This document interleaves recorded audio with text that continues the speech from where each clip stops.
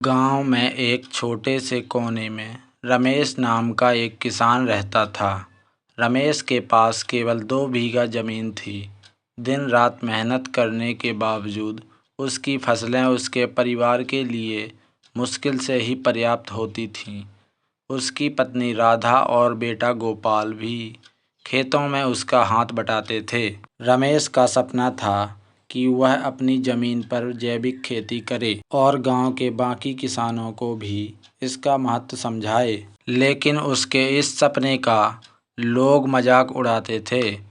गांव के बड़े किसान कहते, छोटी ज़मीन वाले रमेश के सपने भी छोटे ही रहने चाहिए। एक दिन रमेश ने शहर जाकर कृषि मेले में हिस्सा लिया।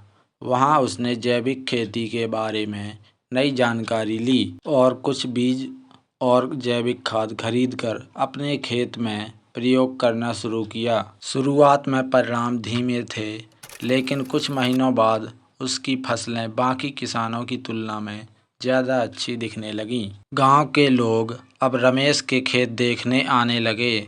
उसकी मेहनत और लगन से प्रेरित होकर कुछ किसानों ने भी जैविक खेती शुरू कर दी। धीरे धीरे रमेश का सपना साकार हुआ। उसकी फसलें अब शहर के बाजार में भी बिकने लगीं। रमेश का बेटा गोपाल भी पढ़ाई के साथ साथ अपने पिता की खेती में मदद करता रहा। कुछ सालों में रमेश ने अपनी ज़मीन बढ़ाई और गांव में जैविक खेती का आंदोलन शुरू किया।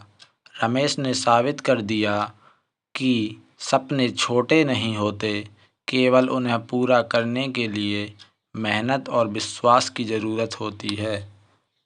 आपको यह कहानी कैसी लगी, कमेंट में ज़रूर बताएं। अगर आपको यह कहानी थोड़ी सी भी पसंद आई हो तो प्लीज़ वीडियो को एक लाइक ज़रूर कीजिए और अगर आप इस चैनल पर नए हैं तो चैनल को सब्सक्राइब ज़रूर कीजिए। ऐसी ही कहानी के साथ मिलते हैं एक अगले वीडियो में।